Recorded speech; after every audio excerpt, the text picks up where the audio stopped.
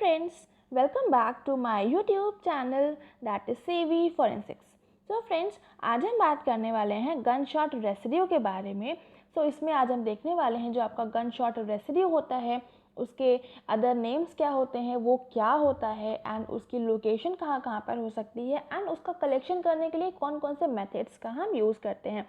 तो पार्ट 1 में gun shot residue की जो पार्ट 1 है उसमें हम इतनी सारी चीज़ों के बारे में बात करने वाले हैं एंड जिसका पार्ट 2 आएगा वहाँ पर हम इसके एग्जामिनेशन के बारे में पूरा प्रॉपर्ली डिस्कस करेंगे. ठीक है, तो अभी हम पार्ट 1 स्टार्ट कर लेते हैं, देख लेते हैं इसमें सारी क्या क्या चीज़ें होती हैं. ठीक है, तो सबसे पहले अगर हम बात करें जीएसआर के अदर नेम्स की, so GSR also termed as firearm discharge residue and इसको हम कार्ट्रिज केस डिस्चार्ज रेसिड्यू भी कहते हैं.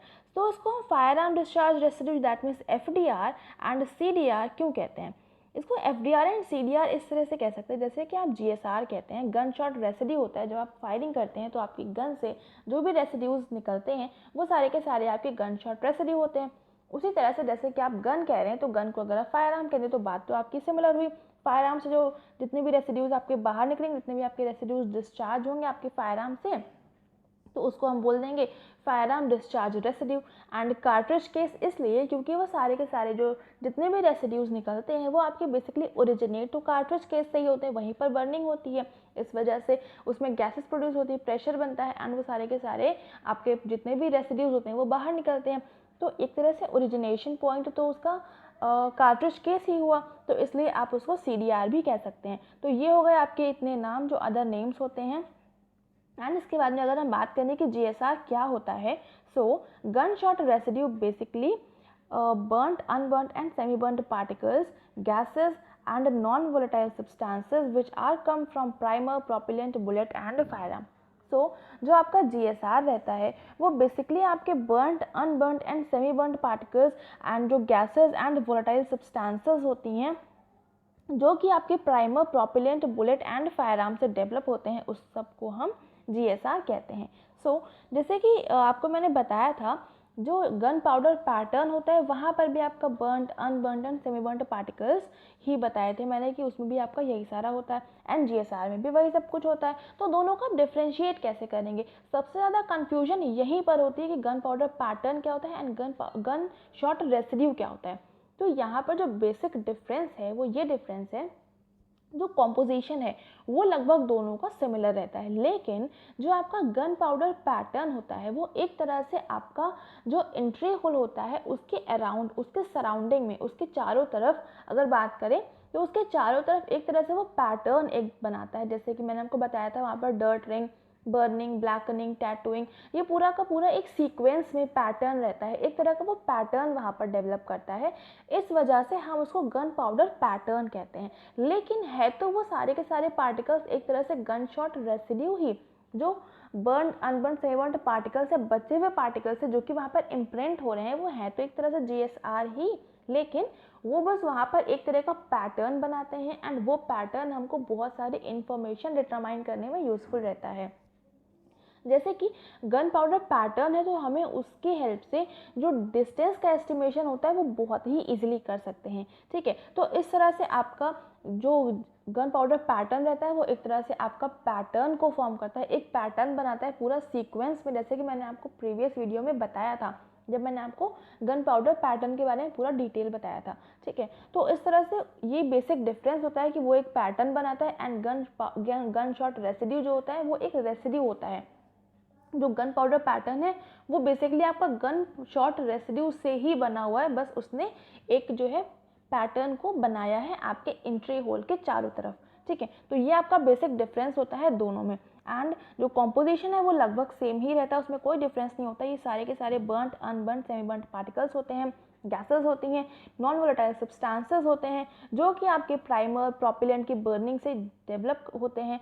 एंड कई बार आपकी जो बुलेट रहती है तो उसकी भी, जैसे लेड है तो वो लेड आपकी बैरल के इनसाइड में आपकी वहाँ पर फ्रिक्शन की वजह से वहाँ पर कलेक्ट हो जाती है, तो वो भी आपकी जीएसआर में ही आपकी बैरल से बाहर निकलती है जब फायरिंग करी जाती है.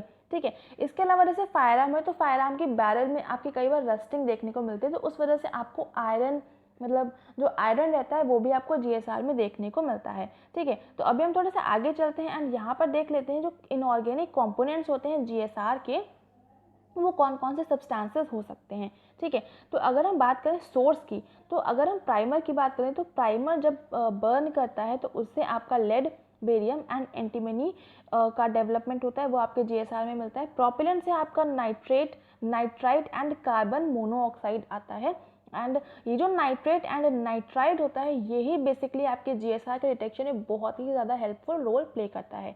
तो नाइट्रेट एंड नाइट्राइड आपका प्रोपेलेंट से आपका डेवलप होता है। देन बुलेट जैकेट की बात करें तो बुलेट कई बार जैकेटेड बुलेट होती है, तो उस जैकेटेड बुलेट से वो जैकेट जिस भी चीज़ का होगा उसकी आपको रेसिड्यूज देखने को मिलेंगे। तो ये मोस्ट प्रोबेबली आपका कॉपर, जिंक या फिर निकल का हो सकता है। देन अगर बैरल की बात करें तो बैरल से आपका आयरन आएगा। एंड बुलेट की बात करें तो बुलेट से आपके लेड के कुछ आपको पार्टिकल्स देखने को मिलेंगे GSR में। ठीक है, तो ये आपके सोर्स, ये आपका एलिमेंट्स होते हैं एंड ये आपके इतने सोर्स होते हैं जहाँ से आपका इनऑर्गेनिक कंपोनेंट्स का डेवलपमेंट होता है, जहाँ से इनऑर्गेनिक कंपोनेंट्स आपके GSR में आते हैं। ठीक है, तो ये सारा हो गया, आपके इतने तरह के कंपोनेंट्स बेसिकली आपके GSR में देखे जाते हैं। एंड जिसमें से नाइट्रेट एंड नाइट्राइट जो होता है वो आपके GSR के डिटेक्शन में बहुत ही ज़्यादा हेल्पफुल रोल प्ले करता है। ठीक है, तो ये तो हो गया कंपोनेंट की बात हो गई। इसके बाद में अगर हम बात करें कि उसकी लोकेशन क्या होती है, अगर GSR के डिटेक्ट करना है, उसको फाइंड आउट करना है, तो उसके लिए आपको कुछ प्रॉपर लोकेशन पता होनी चाहिए कि हाँ इस एरिया में आपको वो मिल सकता है। तो अगर हम लोकेशन की बात करें तो बेसिकली ये आपके जो सस्पेक्टेड पर्सन होता है उसके हाथ में देखने को बहुत ही इजीली मिलता है, उसके थंब पे एंड ट्रिगर फिंगर पे, जिस फिंगर से उसने ट्रिगर को पुल किया होता है उस फिंगर पे, एंड जो उसके हैंड का वेब होता है वहाँ पर। तो अभी इसको हम डायग्राम से भी देखेंगे, पहले हम सारे पॉइंट्स को समझ लेते हैं। ठीक है, तो बेसिकली इसकी लोकेशन होती है जो भी सस्पेक्टेड पर्सन है उसके हाथ पर आपको देखने को मिल सकता है, उसके थंब पर, ट्रिगर फिंगर पर, एंड उसका जो वेब होगा, वेब ऑफ हैंड होता है वहाँ पर। इसके अलावा जो क्लॉथ्स होते हैं आपके विक्टिम के एंड कल्प्रिट के, तो वहाँ पर भी आपको देखने को मिल सकता है, जिसने भी फायरिंग करी तो उसके क्लॉथिंग्स पे, एंड मतलब जो भी आपका टारगेट था, उसका जो भी विक्टिम था, अगर उसके एंट्री होल है तो वहाँ पर भी आपको गन पाउडर पैटर्न्स, आपको गन शॉट रेसिड्यू GSR देखने को मिल सकता है। देन इंटरमीडिएट टारगेट में ऑल्सो हैव GSR। अगर आप फायरिंग कर रहे हैं एंड बीच में कोई ऑब्स्ट्रक्शन भी आया हुआ है, तो उस केस में जो आपका बीच का ऑब्स्ट्रक्शन था, जो भी आपका इंटरमीडिएट टारगेट था, तो वहाँ पर भी आपको GSR के पार्टिकल्स देखने को मिल सकते हैं।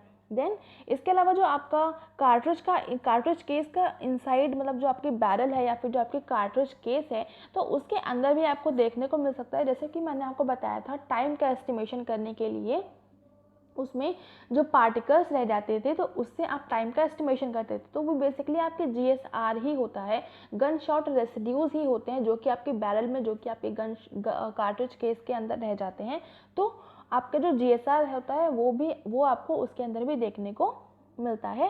एंड कई बार जो आपकी सरफेस रहती है आपके फायर आर्म की, उसके आउटर सरफेस पर भी, उसके आउटसाइड सरफेस पर भी आपको वो सारे GSR के कुछ मतलब रेसिड्यूज जो रहते हैं GSR आपको वहाँ पर भी देखने को मिलता है। ठीक है, तो ये सारी कुछ आपकी लोकेशन हो सकती है जहाँ पर आपको देखने को मिल सकता है। इसके अलावा आपको सराउंडिंग, मतलब जहाँ पर फायरिंग करी गई है और तुरंत ही फायरिंग हुई है, तो वहाँ पर आपको उस सराउंडिंग में भी कुछ आपको GSR के पार्टिकल्स मिल सकते हैं, लेकिन वो उतना आपको डिटेक्ट करना उतना पॉसिबल नहीं हो पाता है।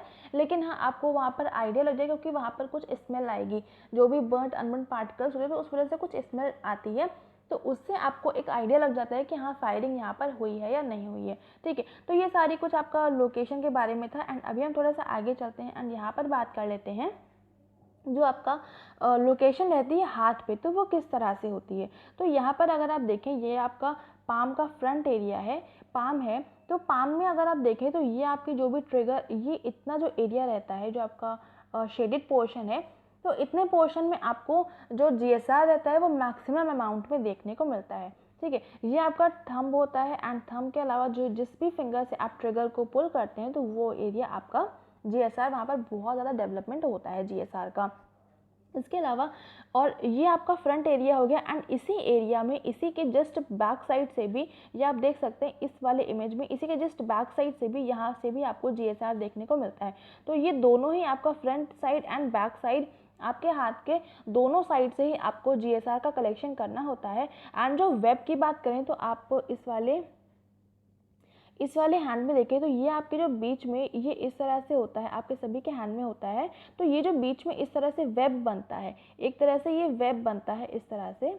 तो ये जो वेब बनता है इनके बीच में, यहाँ इस बीच में भी आपको, इस बीच में आपको यहाँ पर GSR का डिपोजिशन मिल सकता है, तो वहाँ से भी आपको कलेक्शन करना होता है। ठीक है, तो ये हो गया आपका लोकेशन। एंड अभी हम थोड़ा सा और आगे चलते हैं एंड यहाँ पर हम बात कर लेते हैं कि जो कलेक्शन होता है GSR का, तो वो हमें किस तरह से करना होता है। ठीक है, तो इसमें सबसे पहले जो मेथड है आपका, इसमें बेसिकली 5 मेथड्स होते हैं एंड इसके अलावा भी कुछ मेथड्स होते हैं, मतलब वो कोई एक प्रॉपर नहीं है लेकिन यहाँ पर अदर मेथड से इसको कह सकते हैं। ठीक है, तो यहाँ पर है paraffin lifting method, second one is swabbing method, third one is adhesive tape lifting method, fourth one is a film lift method, fifth one is vacuum lifting method and एक और होता है वो होता है अदर मेथड। ठीक है, so other method में अभी बताती हूँ आपको क्या होता है, उससे पहले हम देख लेते हैं कि पैराफिन लिफ्टिंग मेथड क्या होता है। सो पैराफिन लिफ्टिंग मेथड में क्या रहता है, आपकी जो पैराफिन वैक्स रहती है, वैक्स होती है, उसको लिक्विड, जो आपकी लिक्विड वैक्स होती है उसको आप ब्रश की हेल्प से या किसी भी चीज़ से आप जो भी सस्पेक्टेड पर्सन होता है उसके हैंड पर आप उस पर लगाएंगे, या जो भी आपका सस्पेक्टेड एरिया है वहाँ पर आप उसको लगाएंगे, एक थिन फिल्म लगाते हैं उसकी एंड उसको ड्राई करते हैं। ड्राई करने के बाद में आप उसको लिफ्ट कर लेते हैं एंड आप उसको प्रॉपरली कलेक्ट कर लेते हैं। एंड जब भी आप उसको ड्राई करने के बाद में देखेंगे तो जब उसको लिफ्ट करेंगे तो जितने भी पार्टिकल्स आपके हैंड में या जिस भी लोकेशन पर होते हैं वो सारे के सारे आपके पैराफिन में मतलब आपके उसमें लग जाते हैं, उसमें सारे के सारे लिफ्ट हो जाते हैं साथ में। ठीक है, तो इस तरह से आपका रहता है पैराफिन लिफ्टिंग मेथड। देन अगर हम स्वाबिंग मेथड की बात करें तो यहाँ पर आप देख सकते हैं स्वाबिंग मेथड, आपका जो ईयरबड रहता है, ईयरबड जैसे ही आपको एक कॉटन को एक स्टिक में प्रॉपरली उसमें लगाना रहता है, देन उसके बाद में जो आपकी कॉटन रहती है उसको एसीटोन, अल्कोहल या फिर ईथर, इन तीनों में से किसी भी एक चीज़ का यूज़ कर सकते हैं। उससे आप अपनी जो कॉटन रहती है उसको थोड़ा सा वेट करते हैं एंड जो भी सस्पेक्टेड पर्सन होता है उसके हाथ में, जहाँ पर मैंने आपको बताया था, इससे पूरा डायग्राम से दिखाया था, वहाँ पर आप उसको पूरा अच्छी तरह से उसको स्वाबिंग मेथड से रब करते हुए अच्छी तरह से पूरा कलेक्ट कर लेते हैं। जहाँ पर बताया था मैंने आपको उसके अलावा भी पूरे हैंड में एक तरह से उसका आपको स्वाबिंग मेथड से कलेक्शन करना होता है। ठीक है, देन इसके बाद में थर्ड मेथड की बात करें तो ये है एडहेसिव टेप लिफ्टिंग मेथड। तो इसमें क्या रहता है, एक जो चौड़ा टेप रहता है, लगभग एक पतला टेप आता है, एक थोड़ा सा उसकी जो विड्थ रहती है वो चौड़ी सी रहती है।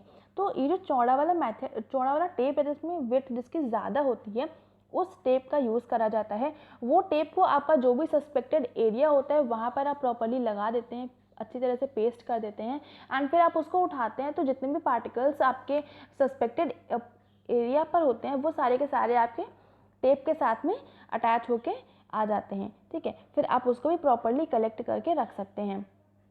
इसके बाद में अगर हम फोर्थ मेथड की बात करें, फिल्म लिफ्टिंग मेथड, सो इसमें क्या रहता है, इसमें आपका सेल्यूलोज एसीटेट रहता है। सेल्यूलोज एसीटेट को एसीटोन के सॉल्यूशन में, सेल्यूलोज एसीटेट को एसीटोन के सॉल्यूशन में 40% का सॉल्यूशन बनाना होता है एंड इस तरह से जो सेल्यूलोज एसीटेट एंड एसीटोन का 40% का सॉल्यूशन होता है, इसको आपको जो भी सस्पेक्टेड एरिया होता है उसके उस जगह पर आपको स्प्रे करना होता है एंड कुछ टाइम के बाद आप उसको छोड़ देंगे, जब आप देखेंगे जब वो ड्राई हो जाएगा तो वो आप उसको आराम से एक फिल्म बन जाती है एंड उसको आप बहुत ही ईजिली लिफ्ट कर सकते हैं। ठीक है, तो ये आपका एक तरह से फिल्म लिफ्टिंग मेथड होता है जिसमें कि आपको एसीटोन एंड सेलुलोज एसीटेट का यूज़ करना होता है। देन अगर हम वैक्यूम लिफ्टिंग मेथड की बात करें तो कई बार आपको GSR जो रहता है आपको नेकेड आई से नहीं दिख रहा होता है, या फिर आपको कलेक्ट करने में कुछ प्रॉब्लम हो रही होती है, कई बार डार्क कलर क्लॉथ्स होते हैं या फिर इस तरह से कोई चीज़ें, तो वहाँ पर आपको कलेक्ट करने में थोड़ी सी प्रॉब्लम आती है।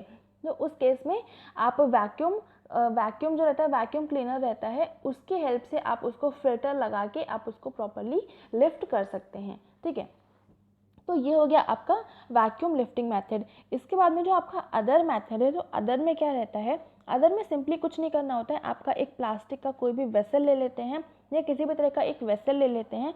उस वेसल में आपको डाइल्यूट HNO3 या फिर डाइल्यूट HCl दोनों में से किसी भी एक का यूज़ करते हैं एंड उसमें जो भी आपका सस्पेक्टेड पर्सन है उसके हैंड को उसमें डिप करते हैं, अच्छी तरह से उसमें धुलवा लेते हैं एंड फिर वो सॉल्यूशन को ही हम प्रॉपर्ली पैक करके भेज देते हैं आगे फर्दर एग्जामिनेशन के लिए। ठीक है, तो इस तरह से आपके ये सारे मेथड्स होते हैं। अदर में आपका बेसिकली डाइल्यूट HNO3 या फिर HCl दोनों में से किसी भी एक सॉल्यूशन का यूज़ करते हैं, जिससे कि आपका जो भी सस्पेक्टेड पर्सन होता है उसके हैंड वॉश करवाया जाता है उस लिक्विड से, उस लिक्विड में बेसिकली, जिससे कि जितने भी पार्टिकल्स रहते हैं वो सारे के सारे उस सॉल्यूशन में आ जाएं। तो इस तरह से होता है आपका अदर मेथड। एंड अगर आपकी बात करें जो आपका एडेसिव टेप लिफ्टिंग मेथड होता है, तो ये आपका जो एडेसिव टेप लिफ्टिंग मेथड है ये वाला आपका 1969 में डेवलपमेंट किया गया था। ये डेवलपमेंट किया गया था आपका E.P. मार्टिन ने। E.P. मार्टिन ने सबसे पहले 1969 में इस मेथड का यूज़ किया था। इसके अलावा जो आपका स्वैब मेथड है, स्वैबिंग मेथड है, तो स्वैबिंग मेथड जो है आपका हैरिसन एंड ग्लोरी ने इस मेथड का यूज़ किया था एंड इस मेथड का डेवलपमेंट किया था, हैरिसन एंड ग्लोरी।